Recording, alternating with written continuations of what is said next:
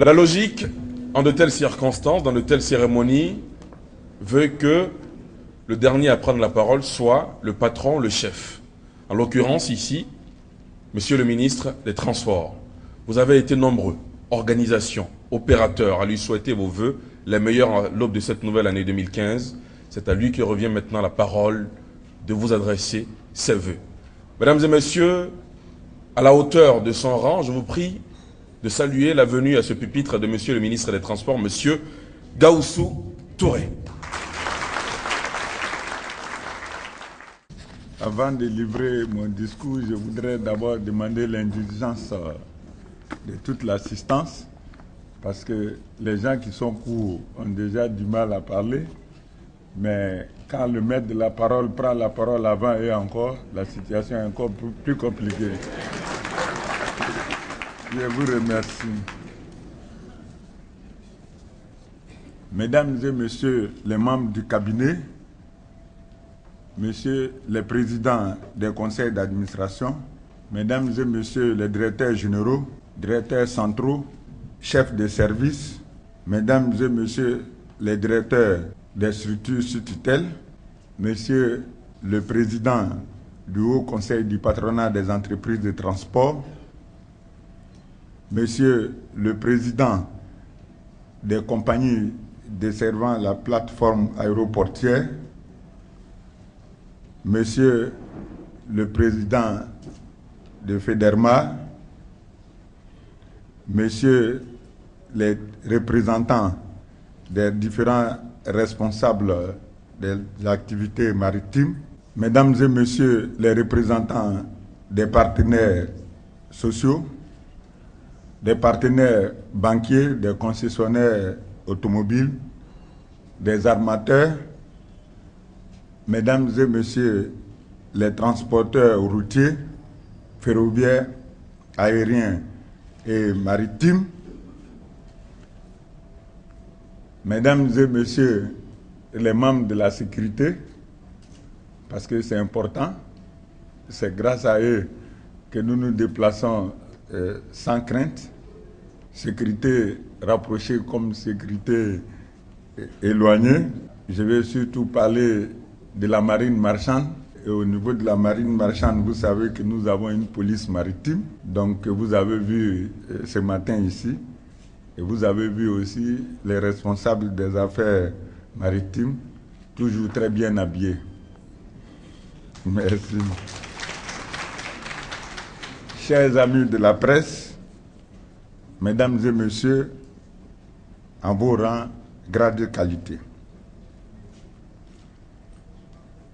Avant tout propos, je voudrais vous demander, chers acteurs des transports, d'observer une minute de silence pour tous nos amis qui nous ont quittés au cours de l'année 2014.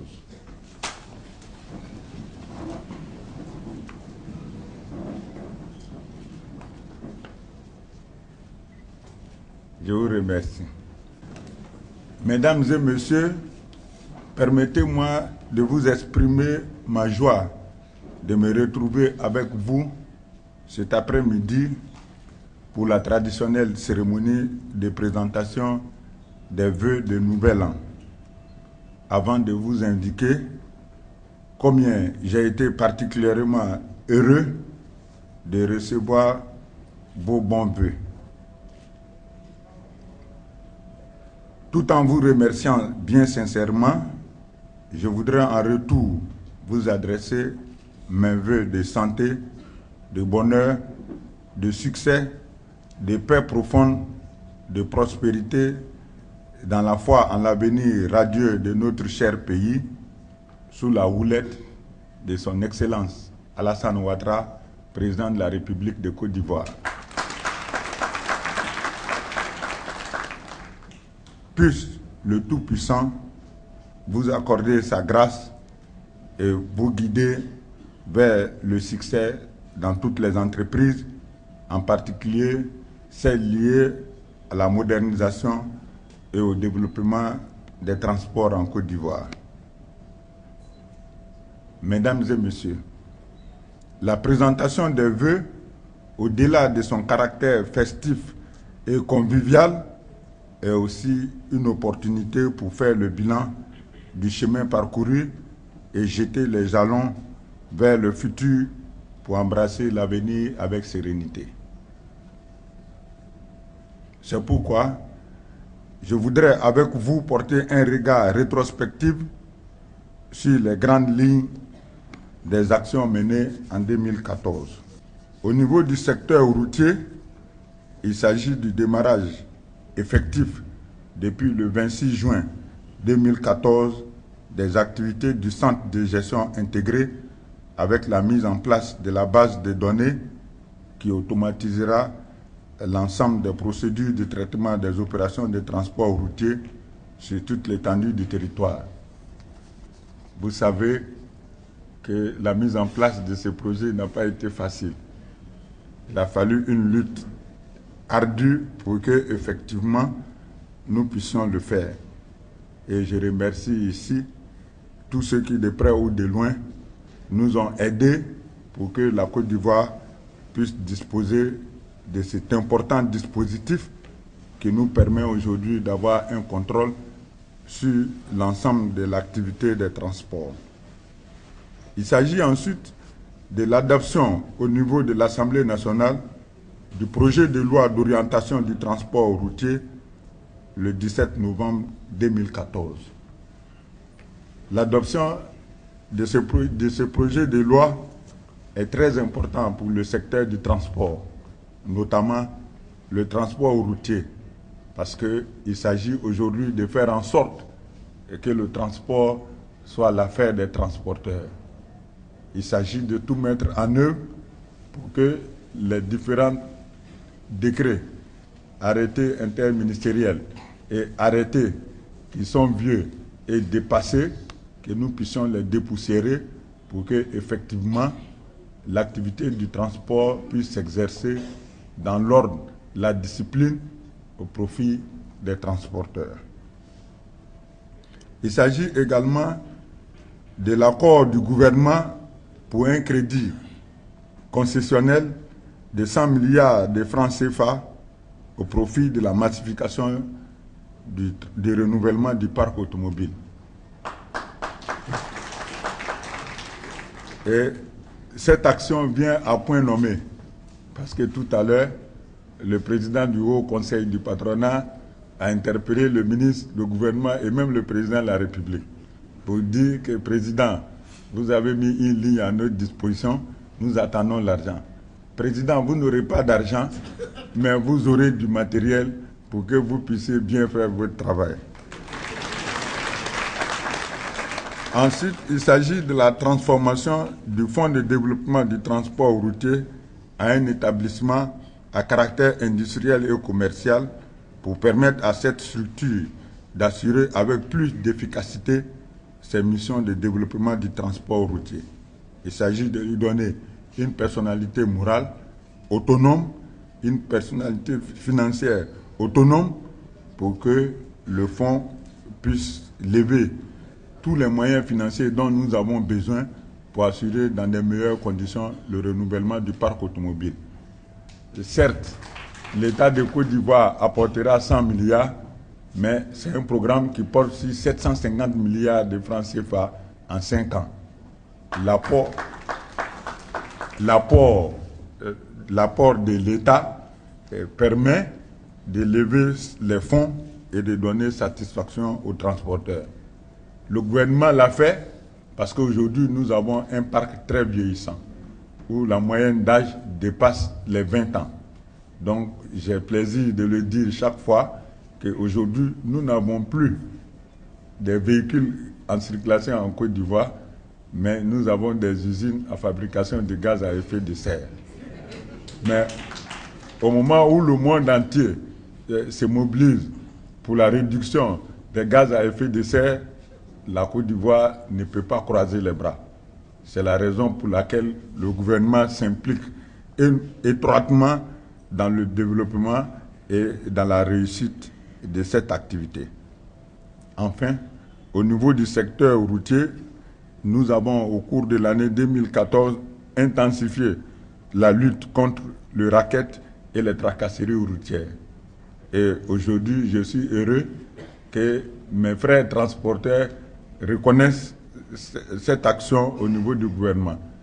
Merci, mais cet appel que vous nous avez lancé, ces remerciements que vous avez dit au gouvernement nous encouragent à intensifier nos actions pour qu'effectivement nous puissions vaincre définitivement ces mal.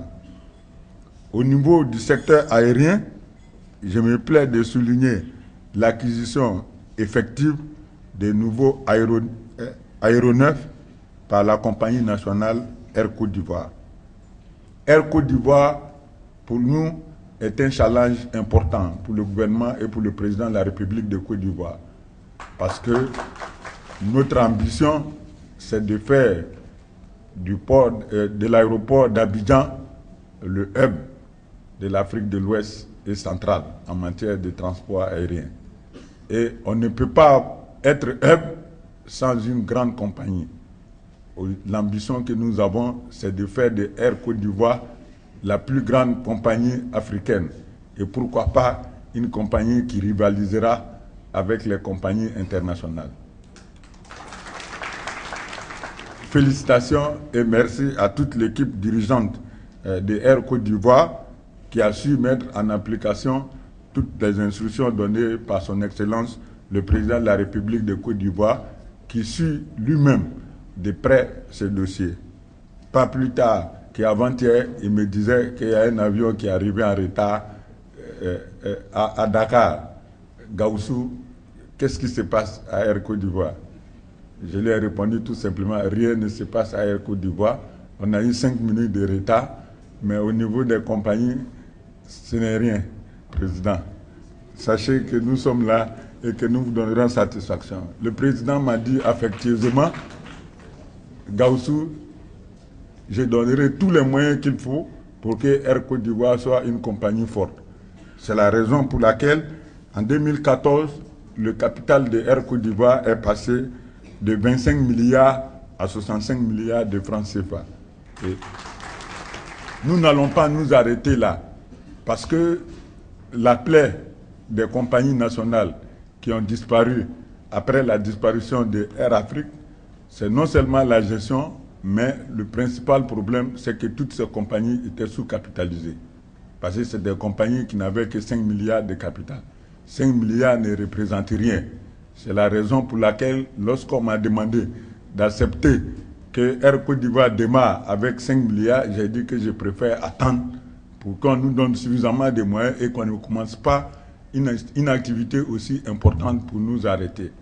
Heureusement pour nous, nous avons commencé à 5 milliards, mais nous avons trouvé un président très attentif, très compréhensif et prêt pour tout mettre en œuvre pour que Air Côte d'Ivoire soit une réalité et Air Côte d'Ivoire soit une compagnie forte. Donc aujourd'hui, je suis un homme comblé et qui sait que Air Côte d'Ivoire ira loin. Je vous remercie sur ce point. Applaudissez, parce que c'est important. Mais, merci. Il s'agit, comme mes prédécesseurs l'ont dit, du démarrage effectif des vols domestiques de Air Côte d'Ivoire à l'intérieur du pays, notamment vers les villes de Bouaké, Kourougou et San Pedro. À ce niveau, le ministre est interpellé parce qu'on dit, bon, le ministre vient d'Odjené, Odjené est très loin, et pourquoi Air Côte d'Ivoire ne vient pas à Odjené? Je vous remercie de me donner l'occasion pour le dire que c'est le ministre lui-même qui a demandé qu'on ne puisse pas commencer puisque nous allons commencer bientôt les travaux de bitumage de l'aéroport. Donc on ne pouvait pas commencer 2 mois à nous arrêter pour qu'effectivement on puisse bitumer l'aéroport. Et pour nous, le bitumage de l'aéroport est un challenge très important et qu'il faut gagner sous l'ère Alassane Ouattara.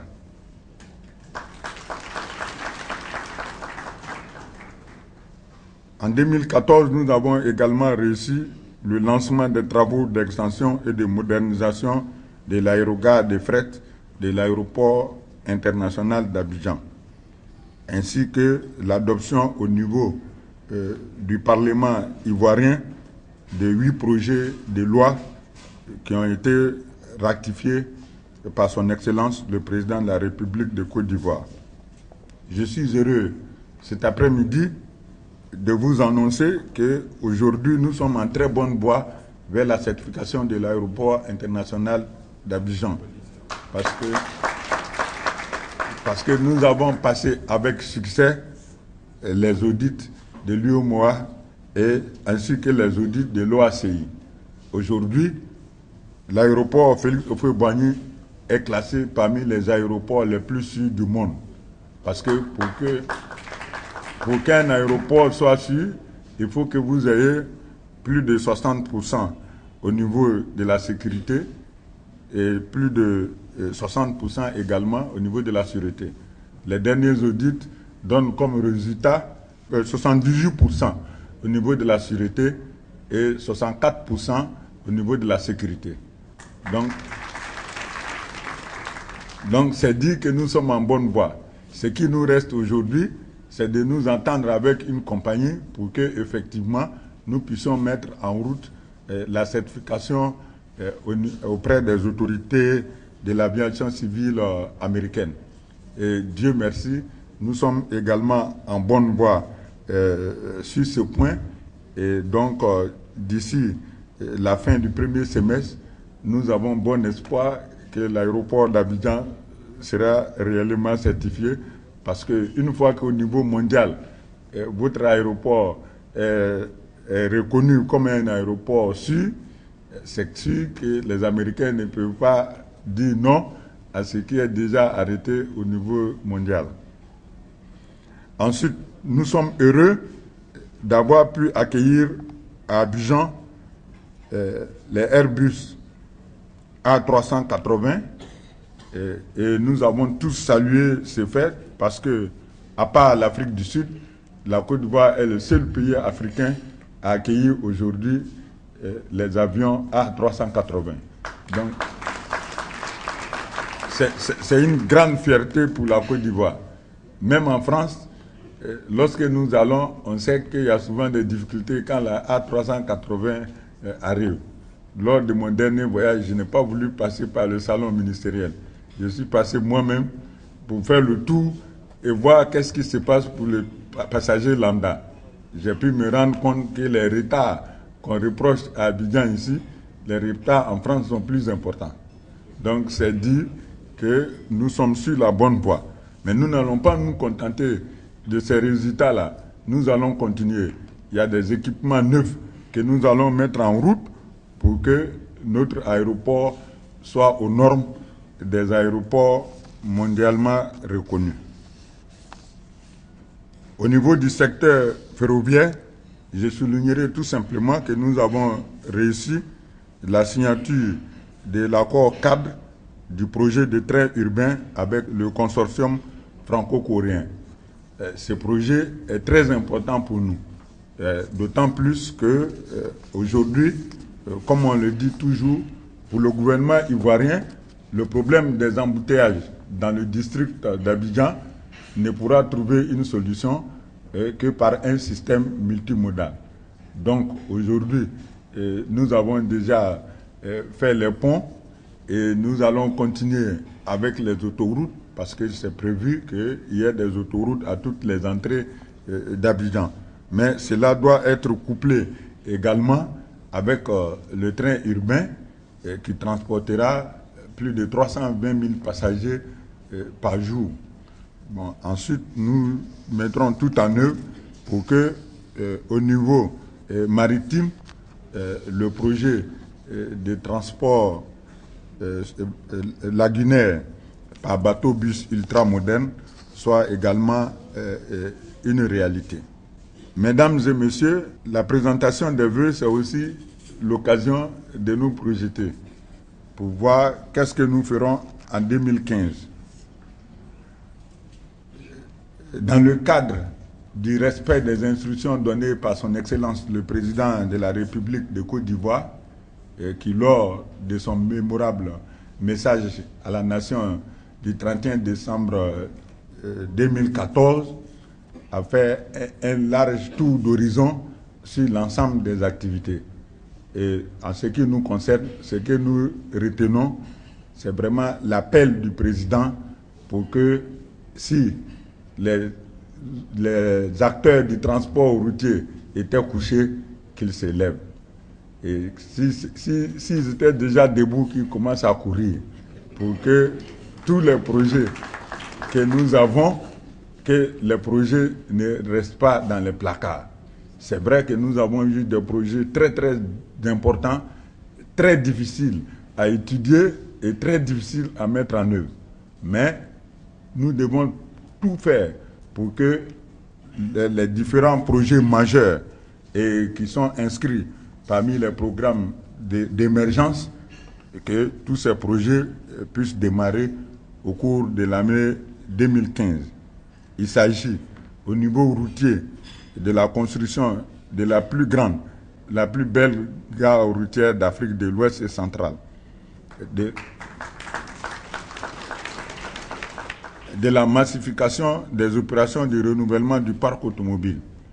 Et au niveau du secteur ferroviaire, il s'agit du démarrage des travaux d'extension du chemin de fer Abidjan-Niger via Tambao, ainsi que la voie ferrée San Pedro-Mans. Il s'agit également du démarrage des travaux du train urbain qui reliera dans un premier temps à Niamey à l'aéroport Félix Houphouët-Boigny.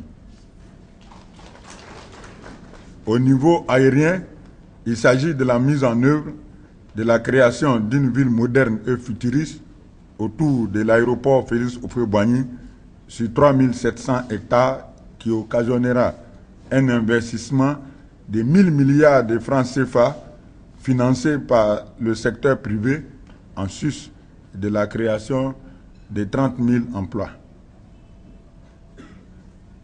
Mesdames et messieurs, je voudrais maintenant vous faire une annonce capitale et une annonce importante. Après le secteur routier, 2015 sera l'année des affaires maritimes.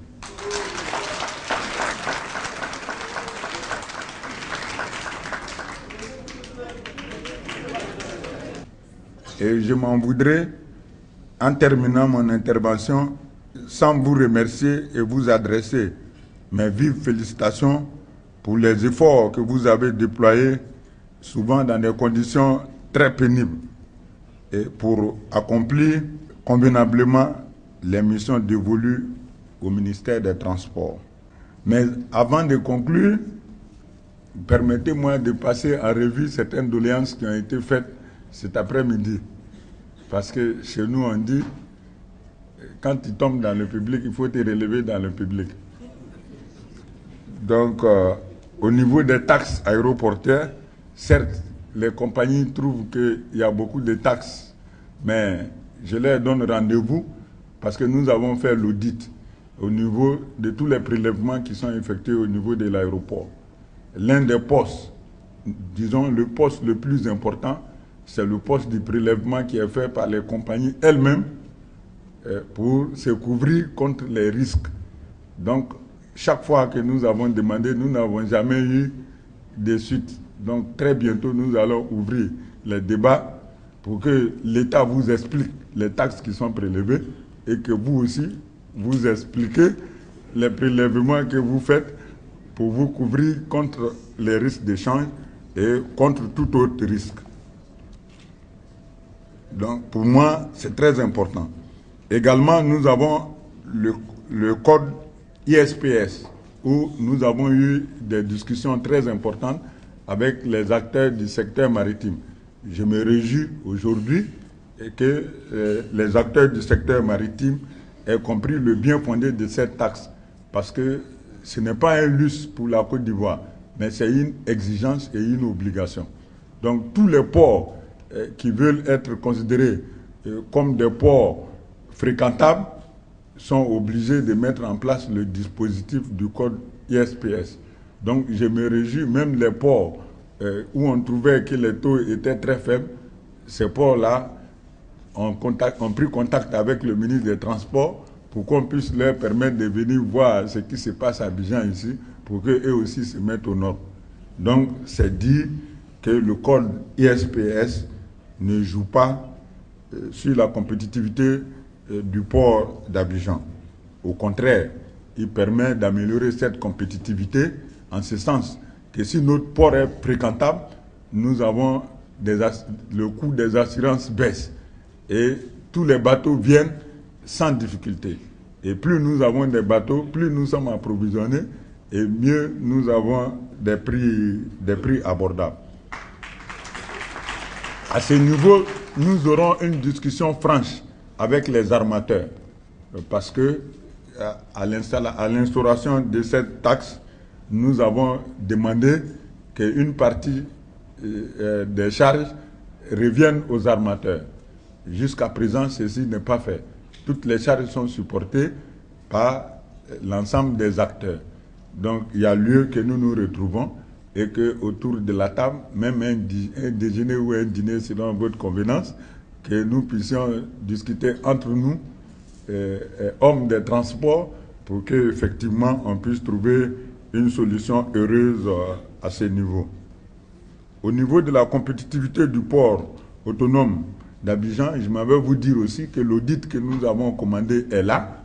Aujourd'hui, nous avons les instruments qui nous permettent également d'ouvrir les discussions autour des bases réalistes et des bases qui nous permettront de façon rationnelle de trouver toutes les solutions aux problèmes de compétitivité de nos ports.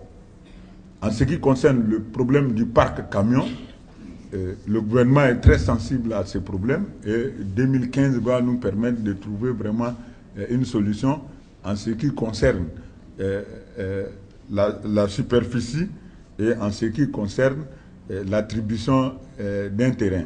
Certes, nous avons eu une action déjà séparée au niveau de l'OIC et au niveau du port, bon, plus une action menée par le cabinet lui-même. Il s'agit aujourd'hui, sous l'autorité du cabinet, que nous nous mettons ensemble pour qu'effectivement ce parc soit une réalité au mieux des intérêts de l'ensemble des acteurs. Et je me réjouis de voir que la Banque mondiale, tout dernièrement, nous a signifié sa disponibilité à nous accompagner pour réaliser sur ses propres fonds en dons toutes les études pour l'implantation du parc des camions. Enfin, permettez-moi, chers acteurs et chers collaborateurs, de vous rappeler l'engagement que nous avons tous pris ensemble de n'épargner aucun effort pour permettre aux acteurs des transports d'apporter une contribution significative au processus de faire de la Côte d'Ivoire un pays émergent à l'horizon 2020.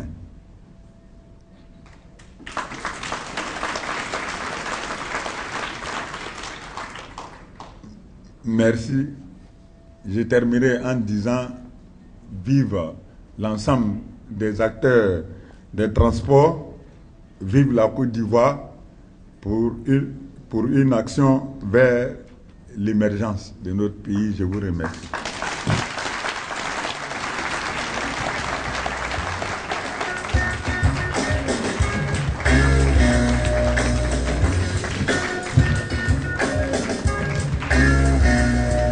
Le merci, mesdames et messieurs, revient bien sûr à vous, monsieur le ministre. Merci pour ce discours plein d'orientation pour l'ensemble des acteurs des transports ici présents. Mesdames et messieurs, nous sommes au terme de cette cérémonie de présentation de vœux de l'ensemble des acteurs du transport au ministre Gaoussou Touré et à son épouse. Merci de votre sollicitude, merci d'avoir effectué le déplacement. Merci de votre compréhension, puisque nous sommes à une cérémonie de vœux, puisse le Seigneur nous accorder la paix, la quiétude dans nos familles respectives. À bientôt. Excellente soirée à toutes et à tous. Rentrez chez vous en paix et en santé. Merci. Au revoir.